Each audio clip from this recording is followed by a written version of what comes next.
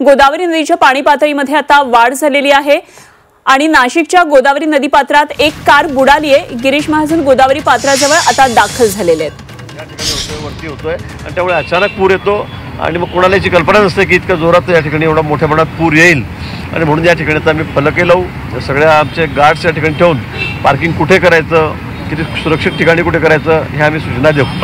या ठिकाणी गोदावरीवर काही पूल जे आहेत ते जीर्ण झालेले आहेत, 100 वर्षापेक्षाही अधिक आयुष्यमान त्यांचं झालेलं आहे। निश्चित आम्ही काही पूल त्या ठिकाणी तोडतो, नवीनही पूल आम्ही करतो, त्याचे टेंडरही झालेले आहेत। 4-5 पुलांचे टेंडर आता झालेले आहेत। मला वाटतं एक या आठवड्यातच वर्क ऑर्डर सुद्धा त्याची होईल। म्हणजे जीर्ण झालेले आहेत। आता हाही पूल आपण जो उभा आहे हा पण जीर्ण झालेला आहे।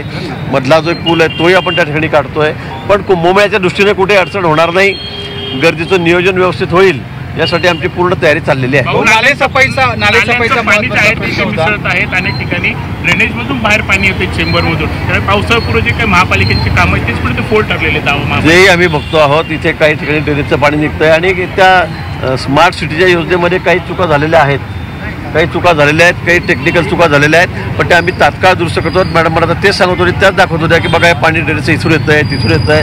पण या 2-4 महिन्यामध्ये म्हणजे येत्या कुंभाच्या आत 1 वर्षाच्या आत आम्ही सगळे जे सगळे फॉल्ट आहेत, काही तांत्रिक चुका झालेल्या आहेत त्या आम्ही दुरुस्त करू आणि कुठेही घाण पाणी गोदावरीमध्ये येणार नाही, ड्रेनेजचं पाणी येणार नाही अशी व्यवस्था करू। नाशिकच्या ओझरमध्ये एक जण वाहून गेलेला आहे बाणगंगेमध्ये, त्याची काही माहिती मिळाली का, तो कोण होता आणि त्याचं काही नाही? आपल्याकडूनच मलाही ही माहिती मिळाली, मला गाडी वाहून गेली म्हणून तुम्ही सांगितलं म्हणून मी या ठिकाणी आलो, पण कोण कुठे ओझरला का कुठे कोण व्हायला असेल तर त्याची निश्चित मी माहिती घेतो।